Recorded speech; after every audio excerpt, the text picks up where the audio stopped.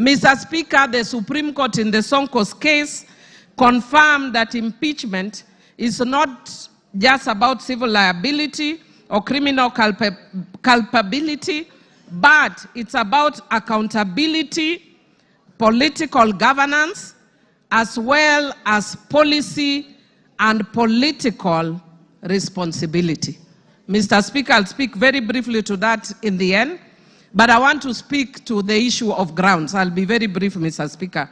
Mr. Speaker, there are 3 grounds that have been given under Article 150 of the Constitution. Mr. Speaker, I want to speak to the issue, the 3rd ground, which is gross misconduct. Mr. Speaker, I have actually looked at the Constitution and there is no definition of gross misconduct. I have looked at our laws and there is no definition of gross misconduct. Mr. Speaker, Black's Law Dictionary defines gross misconduct as a dereliction of duty, unlawful or improper behavior. Mr. Speaker, on that account alone, virtually every ground that has been stipulated here would amount to gross misconduct. Mr. Speaker, speaking as a governance expert, perhaps it's one of the areas we may want to change in future in the Constitution. Because I was saddened when Nancy Baraza was removed from office for just touching somebody's nose.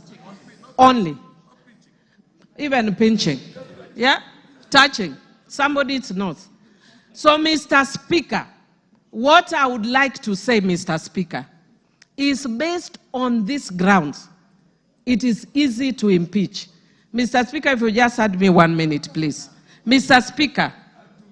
Okay, you have 1.5. Thank you, Mr. Speaker.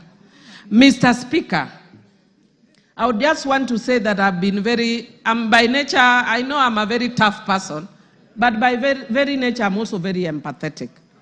And I've been sympathizing a lot with the Deputy Speaker, especially, Deputy President, especially when he prays, because I'm also a prayerful person. But Mr. Speaker, I would want the Deputy Speaker to learn from this. Deputy President. Deputy President. I don't know why I keep going to Honorable Gladys. Mr. Speaker, in my book which I've just released, Rig or Be Rigged, Principle 9, the power of words, taming the tongue. Mr. Speaker, if the Deputy President had been quiet, he would have carried many people in this house. But he did not tame the tongue. And every time he spoke, he's just showing further and further division of the country.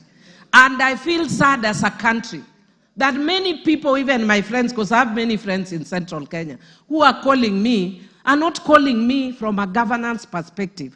They are telling me, please save us Mount Kenya. Mr. Speaker, when will we ever reach a point as a country when we look at governance issues and not ethnic parochial issues that have divided the country for a long time, Mr. Speaker?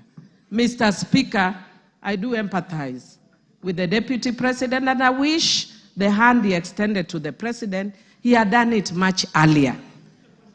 Mr. Speaker, I hope he learns from the experience of Coriolanus of ancient Rome, who had won many battles, and his fame preceded him. But when he got in politics, his mouth brought him down. Mr. Speaker, I support. Gladys Sholei, not information. There's nobody on the floor. Speak. You wanted to speak. Okay, but just allow me to